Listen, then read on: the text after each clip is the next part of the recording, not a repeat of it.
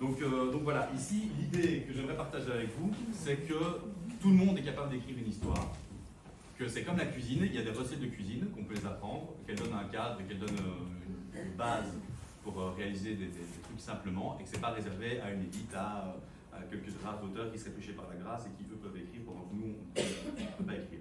Donc l'idée, c'est que ici, on sort tous et toutes avec des outils pour se dire, en fait, on pourrait raconter une histoire à nos petits-enfants, à nos frères, nos sœurs, nos parents, peu importe, on est capable d'écrire une histoire, même plus. Mais je crois que c'est surtout un problème francophone. On a tendance à faire primer l'instinct sur la structure en se disant que la structure est limitante, qu'elle standardise tout ça, alors que pas du tout. À mon avis, le cadre est fertile et nous donne beaucoup de possibilités pour explorer notre imaginaire. Et on a tendance à le laisser un peu de côté pour se baser uniquement sur notre instinct. Et ce que j'espère vous convaincre aujourd'hui, ce dont j'espère vous convaincre aujourd'hui, c'est qu'il est possible de faire les deux, d'allier en même temps l'instinct et une structure claire et voilà, précise, qu'on puisse explorer, qu'on puisse tordre. Parce que l'idée, la deuxième idée sous-jacente à cet atelier, c'est aussi de, après avoir compris cette structure, d'apprendre comment la tordre, la modeler, la changer, pour qu'en fait, d'une structure qui soit très basique, on en fasse un truc qui permette à chacun d'entre nous d'explorer sa propre imagination.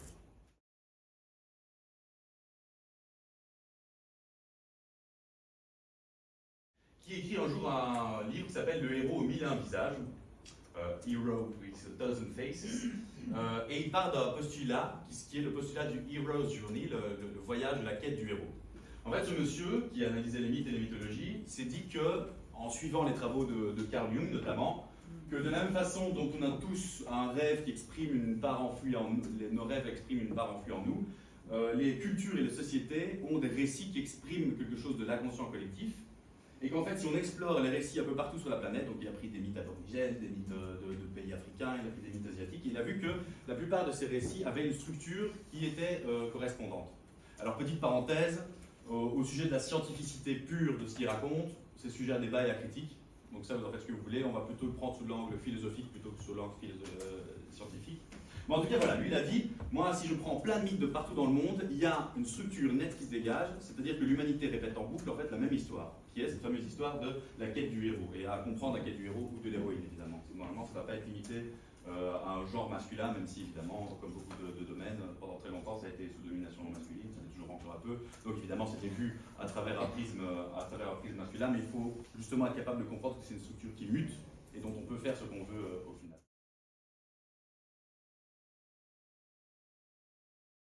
Qui lui a écrit le guide du scénariste.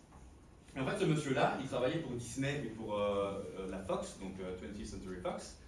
Et en lisant Campbell, qui l'a énormément inspiré, il a commencé à écrire un petit guide pratique qui tenait en quelques feuilles de comment relire les scénarios à travers l'idée que Campbell avait mise sur les mythes de l'humanité. En fait, comment vite comprendre un scénario, vite raconter une histoire qui plaise au plus grand nombre. Et alors il avait fait ce petit folder pour lui travailler, et il s'est rendu compte après quelques années que la plupart des gens à Hollywood s'étaient photocopiés de folder et se faisaient passer sous le manteau, et qu'en fait tout le monde à Hollywood à cette époque-là utilisait ce machin-là pour relire les scénarios et pour les tricoter. Donc il s'est dit, bon bah tant qu'à faire, je vais écrire mon livre, et c'est là qu'est né le guide du scénariste, où lui il a retravaillé les points de Campbell, qui étaient beaucoup plus complexes et diversifiés, pour en faire la structure de Vogler, que donc je vais vous raconter aujourd'hui.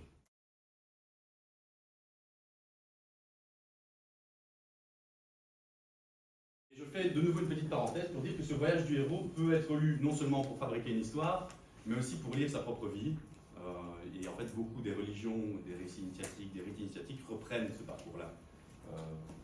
Voilà. La plupart des religions, vous pouvez aussi les analyser à travers ce prisme-là.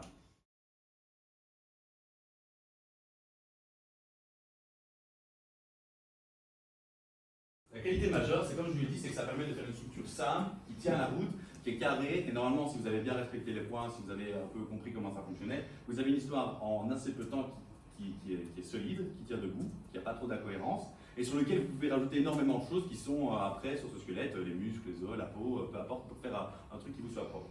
Le défaut majeur, et c'est ce qu'on voit pour l'instant à Hollywood, c'est que ça crée une forme d'histoire qui peut être énormément aseptisée, qui passe très bien dans une IA pour vous produire des récits par centaines. Il y aurait beaucoup de films qu'on voit maintenant où on a l'impression que ça a été écrit par IA. Que ce soit le cas ou non, voilà, il y a des films que j'ai vus récemment où dans le film je suis là, je suis au quoi, ça va bientôt quoi. Et en fait voilà.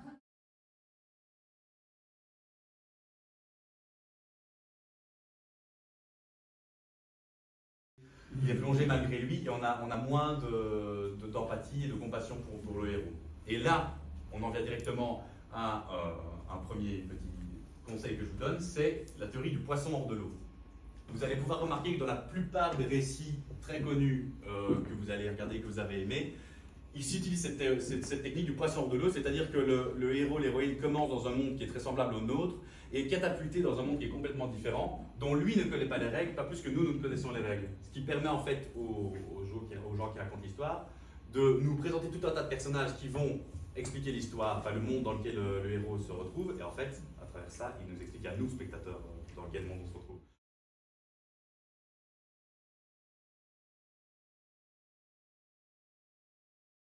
C'est un moment où le héros va être sorti de son monde ordinaire pour subitement être plongé dans une grande aventure auquel il ne s'attendait pas. Donc là, je vous ai mis quelques exemples. Dans Harry Potter, il va subitement recevoir des lettres de Poudlard, tant mieux pour lui. Dans Matrix, c'est un peu moins marrant, il va se mettre à recevoir des coups de fil d'un hacker nommé Morpheus et il va être plongé dans une grande aventure. Par rapport à ce monde dans lequel on essaye de le plonger, c'est le refus. Par exemple, dans Bienvenue chez Ch'ti, ah non, pitié, comment est-ce que je peux faire pour ne pas être muté là-bas? Dans Harry Potter, il y a cette zone qui est un peu plus grise, où là on voit déjà que la structure est twistée, mais en tout cas il y a une période où il ne croit pas trop, qu'ils essaient de fuir avec sa famille pour ne plus recevoir les lettres et qu'elle continue à le poursuivre.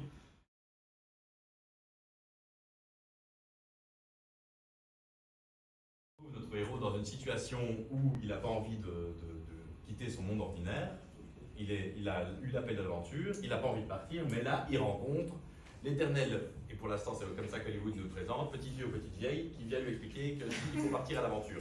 Et là de nouveau, vous voyez qu'il y a un truc très facile à twister, en changeant ce personnage de mentor, qui est l'éternel Dumbledore, Gandalf, Obi-Wan dans les trucs anglo-saxons. Il y a peut-être moyen d'en faire un personnage plus intéressant. Bah là par exemple on a des exemples de personnages un peu plus intéressants, qui sont le génie d'Aladin. On a le personnage de Dory, qui joue le rôle de mentor dans Le Monde de Nemo, où en fait c'est un personnage un peu à côté de ses pompes, qui a des problèmes d'amnésie et compagnie, mais qui quand même guide le père de Nemo, marin, dans le grand monde qu'il ne connaît pas. On a le personnage de Baloo, qui est un petit peu plus fantasque, qui est un peu plus fêtard, mais qui quand même joue ce rôle de mentor.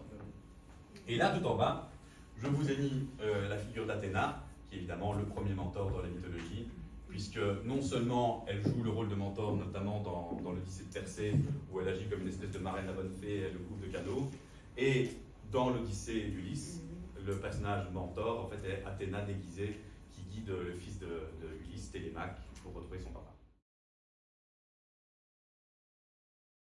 Malheureusement, parfois, il faut que le héros ait un événement bouleversant, triste, sombre, qui le lance dans l'aventure. Et on va voir que tout au long du récit et des 12 points, il y a ce passage entre ténèbres et ombre, entre ténèbres et lumière qui s'alterne sans arrêt. Donc par exemple, si on a un point 3 où il se passe quelque chose d'absolument terrifiant, il va peut-être y avoir un point 5, que vous allez voir plus tard, où il se passe quelque chose de lumineux.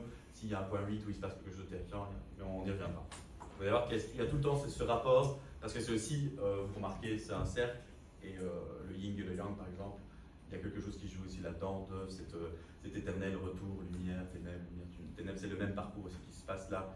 Si vous voulez, plus on descend dans les points, plus le personnage, sans le savoir, descend dans l'ombre, et au bout d'un moment, après être allé au plus profond de l'ombre, va remonter.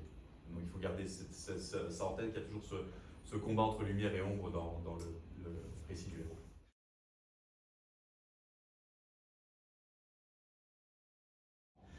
Il y a cette idée, vous avez vu dans les deux séquences, d'un déplacement physique, du franchissement physique de quelque chose. Dans la séquence du vélo, il y a le vélo, ici il y a le train, et dans donc ce moment qui s'appelle le passage du seuil, dans Harry Potter, c'est même un passage d'escalier, parce qu'en fait il y a le passage où il va d'abord dans le chemin de traverse, qui est déjà le premier passage de seuil, où il traverse quelque chose, et puis il retraverse très concrètement quelque chose là, et puis il part en train, il retraverse quelque chose, et puis après il retraverse en barque, et puis après il arrive à l'école, on lui met le chapeau, et là, tout ce moment-là du rite de passage est terminé.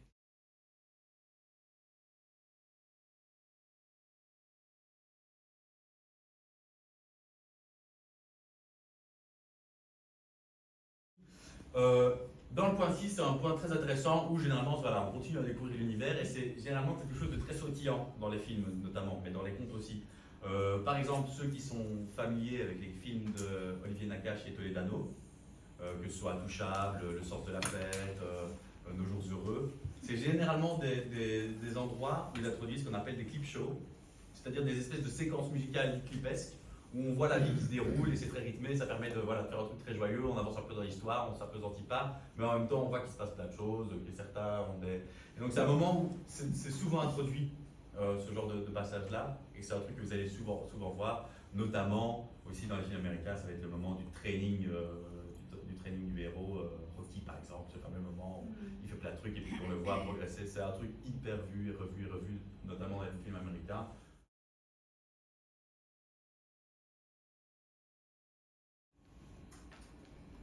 Alors le point 7, c'est un point très particulier, c'est le passage à la fois du calme avant la tempête et le passage où on va rencontrer un gardien du seuil. Là par exemple, je vous ai mis une photo tirée du Seigneur des Anneaux, où il s'approche des mines de la Moria, pour ceux qui ont vu le film, c'est-à-dire un endroit dont on sait qu'il est absolument terrifiant, il ne faut absolument pas y aller parce qu'apparemment il y a un immense monstre qui rôde dans ces cavernes. Et avant même d'arriver à la caverne, alors qu'ils sont sur le seuil très littéralement de la caverne et qu'ils n'arrivent pas à rentrer, un monstre les assaille et essaye de les tuer avant même qu'ils soient. Parce que là, à ce moment-là, il y a aussi un gardien du seuil qui décide si oui ou non vous avez droit à accéder au point 8, qui est l'épreuve suprême.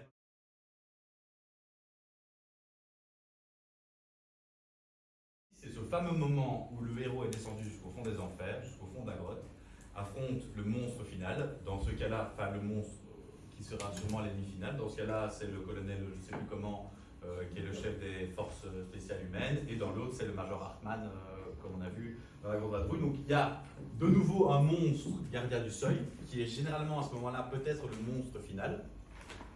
Il y a ce moment où les héros font face à la mort. Attention, la mort, elle peut être très littérale, comme dans les deux exemples que je vous ai montrés, ou alors elle peut être symbolique. Notamment dans les comédies romantiques, ça va être le moment où peut-être le couple va se mettre ensemble et passer une première nuit ensemble, puisqu'il y a une espèce de mort individuelle, symbolique.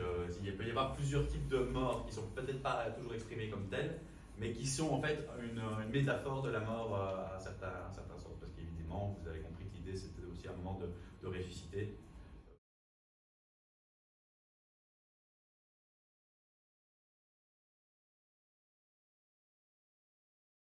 Alors l'acte 3 d'abord commence par l'espèce de petit débriefing, récompense, tribut, où on en est. Donc c'est le moment où, ah, mon Dieu, Billy est mort, mais en même temps on a réussi à trouver l'arme suprême qu'on devra avoir pour combattre le méchant, ou ah ben, notre couple auquel on croyait tant est détruit, il est brisé. Donc voilà, c'est un peu le moment où on va faire les pertes et profits de nos aventures. Par exemple, dans la Grande Vadrouille, Ihara, on a récupéré tout le monde alors que jusqu'avant, là, le point 8, ils n'étaient pas ensemble. Il y avait des Anglais d'un côté, les autres de l'autre. Là, tout le monde est ensemble. Et on a réussi à s'enfuir. Et la commandanture a brûlé, ce qui laisse quand même une longueur de retard aux Allemands.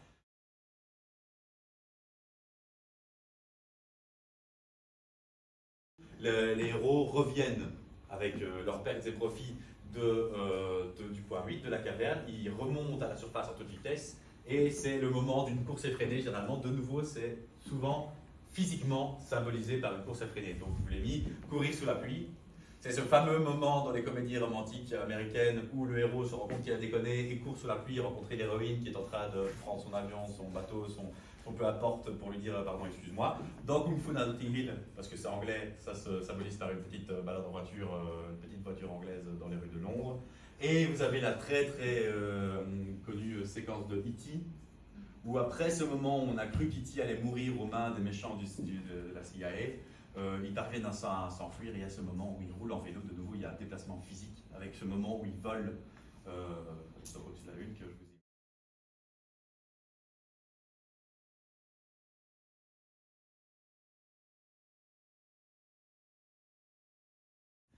C'est le moment où le héros, soit dans une comédie romantique symboliquement, soit dans un film comme Matrix très très très littéralement, meurt et renaît sous une autre forme, doté de nouveaux pouvoirs, de nouvelles facultés. Dans ce cas-là, le super pouvoir de ne plus être un connard. Dans le cas de Neo, il renaît comme étant l'élu qui va pouvoir sauver la matrice.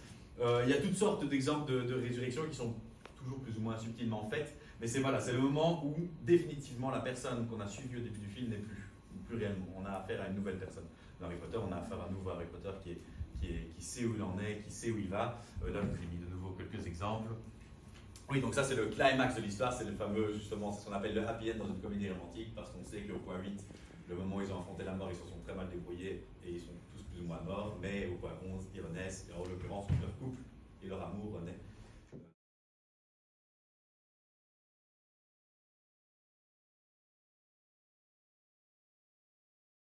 Avec de nouvelles facultés, revient dans le monde qu'il avait quitté auparavant, sauf que maintenant il est autre chose.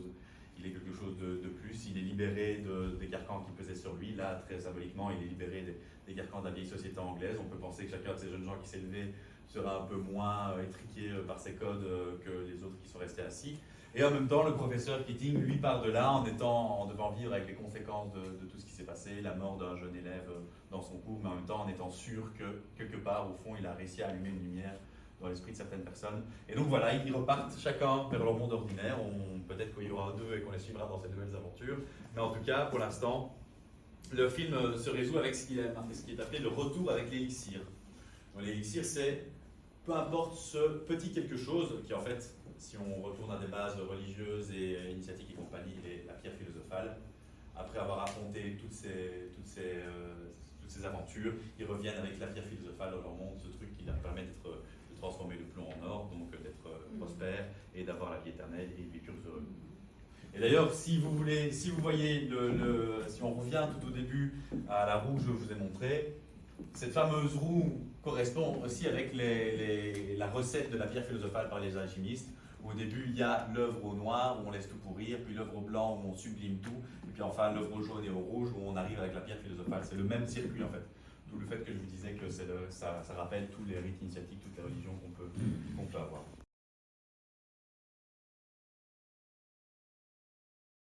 Oui. Est-ce qu'il y a un timing à respecter Oui, alors. Ça arrive au point 8, il faut être à peu près à tant de minutes du scénario.